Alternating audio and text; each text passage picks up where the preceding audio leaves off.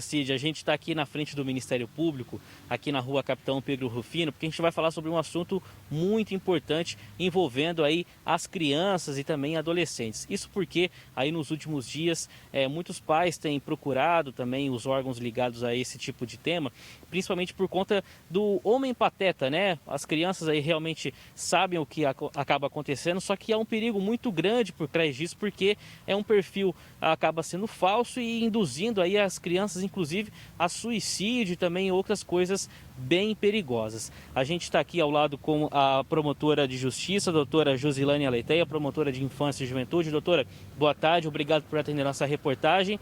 Como é que os pais podem detectar esse perigo aí do homem pateta, né, que é o perigo mais recente, né? E como é que eles podem aí orientar os seus filhos? Boa tarde, doutora. Boa tarde a todos, obrigado pelo convite. Eu acho que o mais importante, o papel de nós pais, é a orientação e o acompanhamento, tá? Assim como o homem pateta surgiu, a baleia azul já surgiu, a Momo já surgiu, haverão novos personagens ligados à internet na tentativa de colocar crianças e adolescentes em situação de risco. E esse pai e essa mãe tem que ter a consciência que o desenvolvimento da criança caminha num andar diferente do nosso.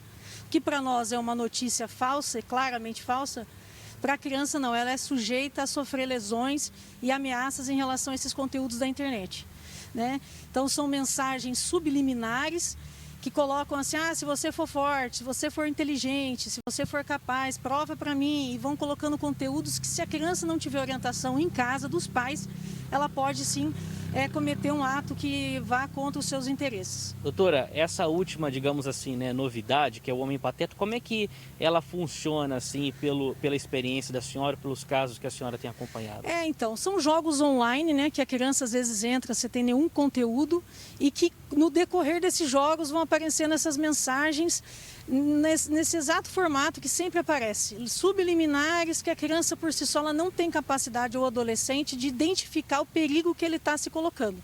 Então a importância dos pais é chegar em casa e falar, filho, você ouviu falar do homem pateta? O que você ouviu falar? Qual é a sua percepção? Então tome cuidado, porque pode ter conteúdos que vai querer provar a sua autoestima, seu conhecimento, e isso vai causar mal para você. Doutora, agora a gente está vivendo uma época, né, de pandemia, né? As crianças estão sem aula, né? E consequentemente ficam mais tempo em casa, né? É um risco maior também para que esse mal se prolifere aí no público infanto-juvenil? Com certeza é um risco maior, porque além das crianças estar mais tempo em casa, tem pais que estão trabalhando. Então ela está mais tempo em casa sozinha. Aí sim que é mais importante ainda a orientação dos pais em relação a isso, né? Nós já pegamos casos gravíssimos na Promotoria de Justiça da Infância, em que os pais tinham uma percepção antiga de que meu filho está trancado dentro de casa, ele está seguro, ele não está na rua aprontando. E muitas vezes esse adolescente estava em situação de grave risco, sem que os pais sequer tinham conhecimento, por estar envolvido em crimes, em atos fracionais na Deep Web e na internet. Então são conteúdos muito preocupantes, né? Nós pais viemos de uma geração que muitas vezes meus pais não tinham conhecimento da internet, não sabem das ferramentas, e aí que vem essa dificuldade de comunicação. Os pais têm que fiscalizar, têm que orientar, têm que estar em cima diariamente dos filhos para saber que conteúdo eles estão acessando na internet. Às vezes quem está assistindo acha que isso acontece em outro estado brasileiro, até mesmo no exterior, mas esses casos que a senhora acabou de relatar aconteceram aqui em Londrina. Em Londrina, e foi uma operação envolvendo mais de 100 pessoas no Brasil. Então, assim, muitas pessoas envolvidas, ligadas nesses conteúdos criminosos e infracionais, né? E dentro de casa sendo cometido há meses, e os pais achando que o filho estava seguro porque estava trancado dentro do quarto.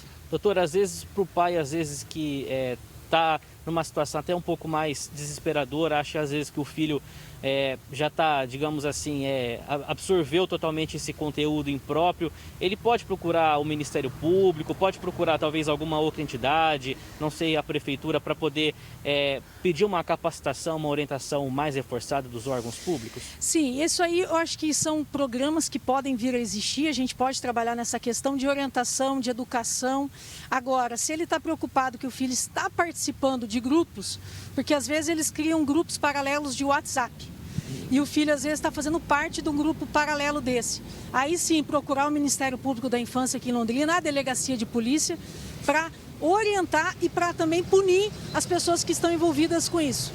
Tá bom, doutora, muito obrigado pela sua obrigada. participação. Então, Cid, conversamos com a doutora Josilane Aletheia, que é promotora de justiça da Vara da Infância e Juventude, dando esse alerta muito importante para os pais que, ainda mais nessa época de pandemia, né, as crianças estão sem aula, estão em casa, e a gente sabe que criança e computador, né, é uma combinação que hoje existe praticamente em todo lugar. Então, por isso aí fica o cuidado para que a internet seja usada da forma correta e, obviamente, que os pais acompanhem este crescimento, nessa inclusão digital também dos seus filhos. Cid. Não tem a dúvida, né, Rafa? Sempre tem uma praga dessa aí para estar atormentando as famílias, né? Começa com um, começa com o outro e as crianças não têm... Se nós que somos pais, não tivermos aquela tranquilidade, o discernimento de estar explicando para a criança o que ela pode, o que ela não pode na internet, pode realmente se deparar com esses golpes e com esse tipo de bestialidade que a gente vê com muita frequência, né? Valeu, Rafa. Obrigado, tá? Obrigado aí pelas informações. E logo mais às 17h40, o Rafael Machado volta com outras notícias para a gente no nosso Tarobá Urgente.